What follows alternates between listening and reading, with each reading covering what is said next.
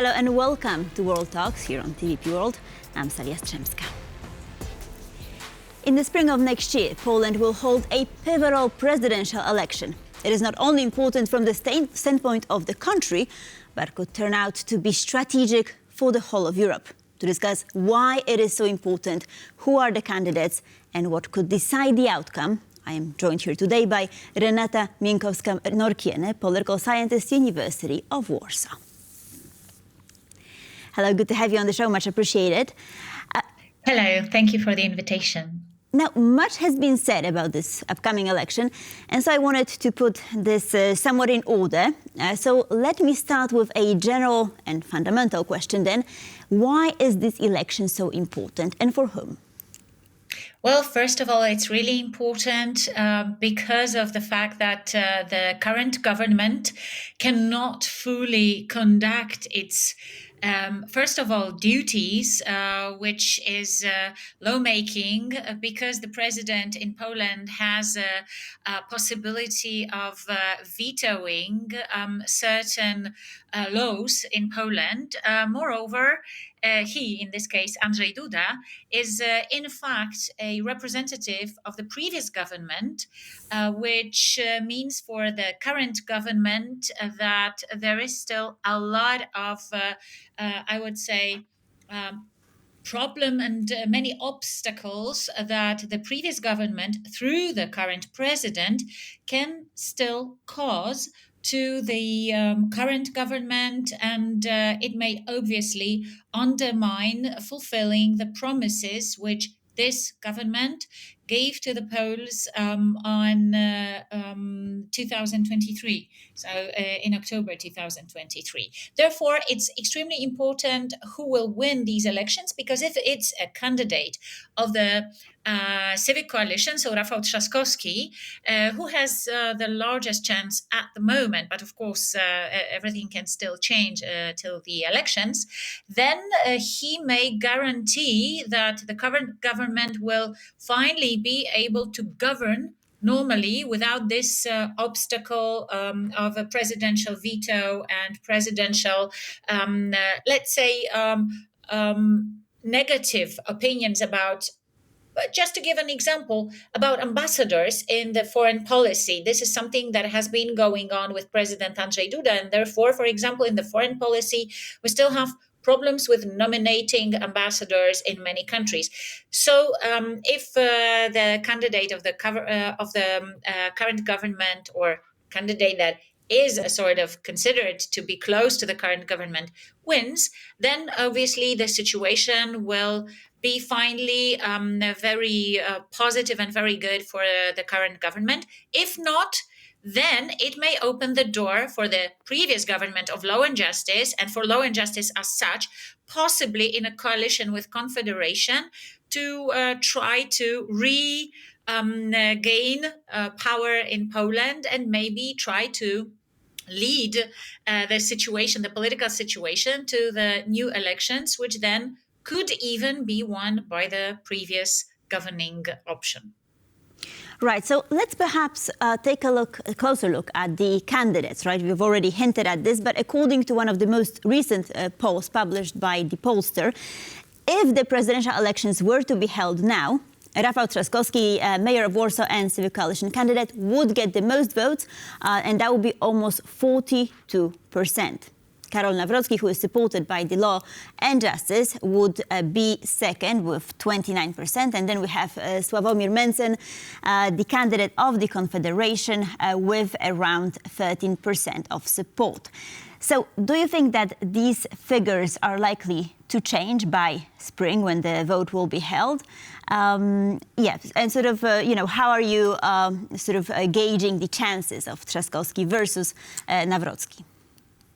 Well, let's not forget that in the elections, there might be two rounds, which means that the first round, if none of the candidates reaches the 50% of the threshold, there still can be the second round, and then the situation might be slightly different, because certain votes from the first round would go to one of the candidates, or some voters would stay at home and not vote at all. So if we speak about the first round, it's, I would say, mostly probable that the winning candidate will still be Rafał Trzaskowski. However, to the second round, it can be so that Karol Nawrocki will also go with a few percent probably of a difference as regards Rafał Trzaskowski. I doubt if Sławomir Mencen will be able to go to the second round of the elections.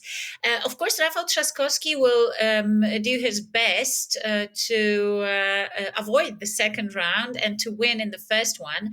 However, it can be extremely difficult for him, as you properly mentioned, this 40% seems to be, I would say, the ceiling for him.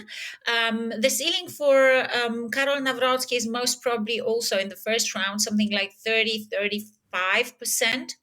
However, a lot depends on Sławomir Mencen and on whom those voters who would in first round vote for him will then decide to give their votes to in the second round. Also, of course, Szymon Hołownia, he participates also in the elections.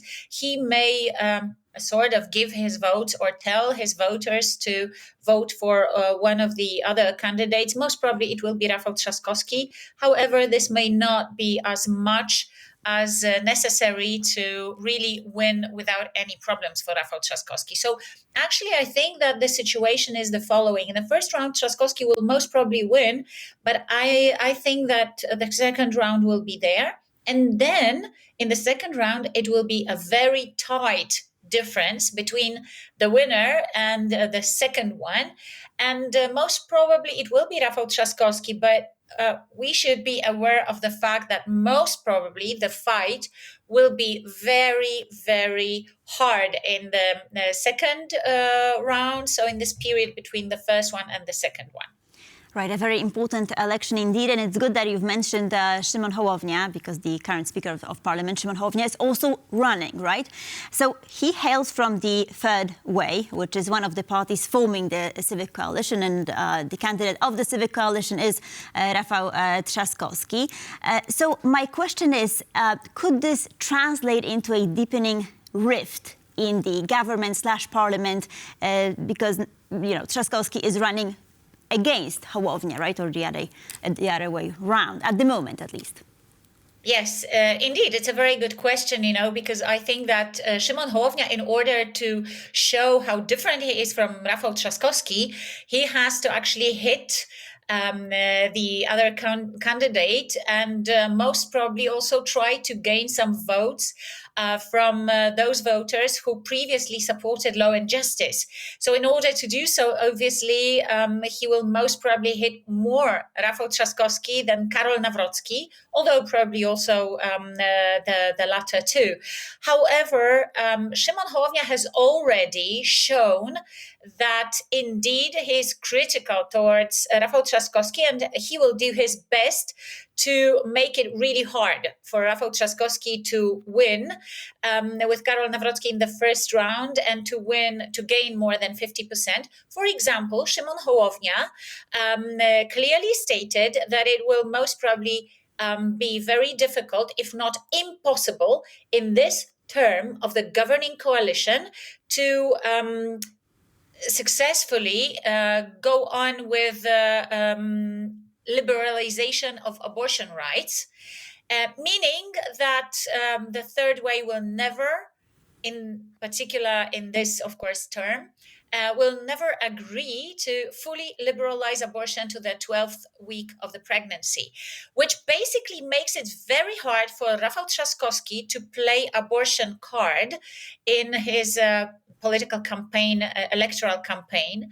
Therefore, Rafał Trzaskowski will have to find his way to gain votes from women, in particular younger women and youngsters. And this will be extremely hard for him, as it's not the presidential role in this case to put the dot on liberalization of abortion. And it's not the president who will be crucial here, but the government where it's Polish Peasants' Party and also Szymon Hołownia are those who are against liberalization of abortion rights. Therefore, I suppose that Rafał Trzaskowski will have to actually try to address other aspects of protection of human rights, like probably the LGBTQ plus rights, which can be tricky because then obviously he may be hit from Confederation and Confederation voters. So this will be really a tough task for Rafał Trzaskowski. Therefore, I think that actually the economic aspects will be underlined, probably will be underlined on every possible step of Rafał Trzaskowski's run for the president's post. So I think this will be actually both an obstacle and a chance for Trzaskowski to actually address more things which seem to be more important for the Poles nowadays, namely their economic situation, raising prices, of course, security. But security will actually be most probably underlined by all candidates. So it will not be something that may actually help with winning these elections. Therefore, Trzaskowski will have to find a way to convince the Poles about his term being actually the one which will make their lives in a micro scale really better, really more standable, and also economically more acceptable. It will certainly be a challenge to strike the right balance. It is very interesting. Unfortunately, our time is almost up, so I wanted to thank you for being with us, Renata Mieńkowska-Norkiene. Thank you. Much appreciated. Thank you so much for the invitation. And thank you for watching World Talks. Please stay tuned for more here on TVP World.